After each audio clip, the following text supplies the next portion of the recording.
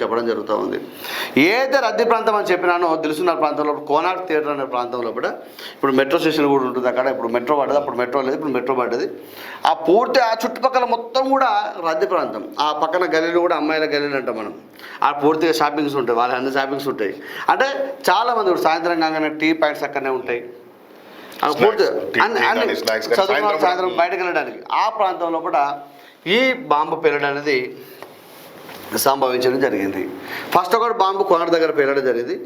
పేలడం జరగడంతోనే next వచ్చి మళ్ళా అక్కడ పేలడం జరిగింది. ఏది ఏమైనా ఈరోజు వరకు కూడా అదొక చాలా అంటే ఈరోజు కూడా కొంతమంది పల్లెటూర్లలో హైదరాబాద్ పంపాలంటే వాళ్ళ పిల్లల్ని హైదరాబాద్లో బాంబు పేలితే ఇంకోటి గోకుల్చాట్లో కూడా ఇప్పటికీ జనాభా ఎక్కువ ఉన్న దాని ఏమంటారు ఏరియాలో చాలా మంది సంచరించడానికి భయపడతారు. ఇప్పుడు ఈ ఫెస్టివల్ ఏరియాలో ఫెస్టివల్ టైంలో